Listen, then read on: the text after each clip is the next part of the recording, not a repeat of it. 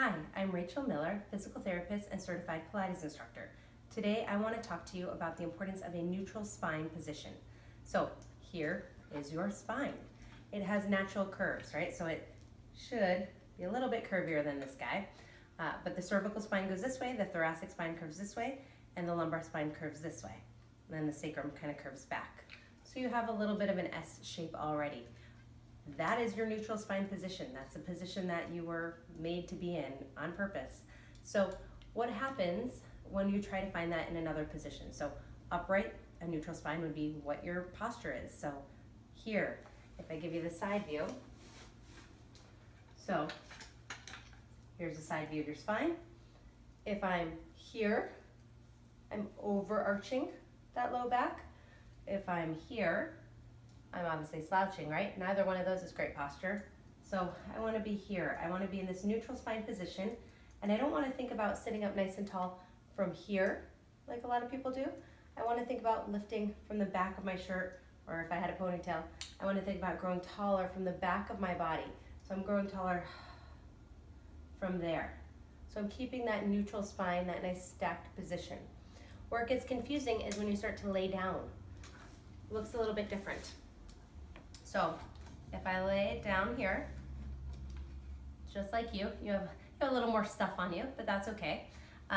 So when you lay down, you're gonna have a little bit of a space between your neck and the ground.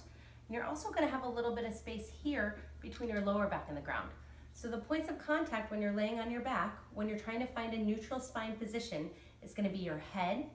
It's gonna be right here, kind of that mid-thoracic spine, which basically is your bra line, or hopefully you know where a bra line would be, and then your tailbone.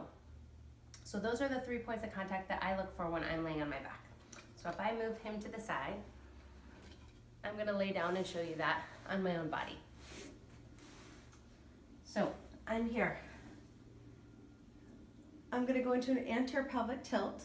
So this is arching my back. I have too much space between my lower back and the mat, and that thoracic spine is lifting. This is a posterior pelvic tilt where my lower back is flattened into the mat, my tailbone has lifted up off of the floor, and now I'm gonna find a neutral spine position.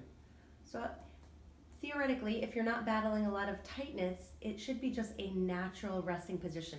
My hips are relaxed, my tailbone's heavy, my ribs are relaxed, my bra line is heavy, and then my head is down as well.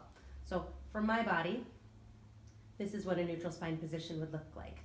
One way to check if your pelvis is in the right place is if you make a triangle. I'm gonna put the palms of my hand on my ASIS bones, which is those kind of sticky outy hip bones right here.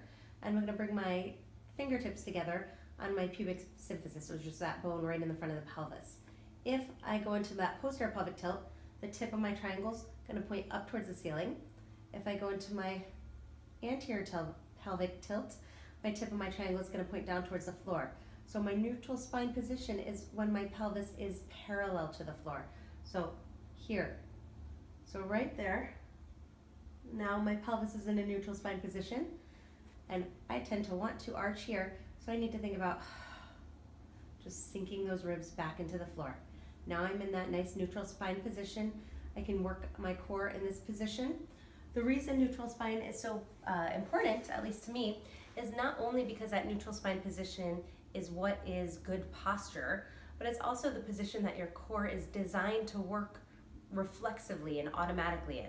So if I'm in a neutral spine position and someone punches me or pushes me, hopefully they don't punch me, maybe they push me, my core should just automatically reflexively kick in without me having to think about it. If I'm here, my core is not going to have that reflexive response. And if I'm here, I'm not going to get that response. I'm going to be using other muscles to hold me up to kind of substitute for what my core should be doing. So neutral spine, super important, very ignored, very misunderstood, but you should be incorporating some core strengthening or core stabilization in a neutral spine position in your daily routine.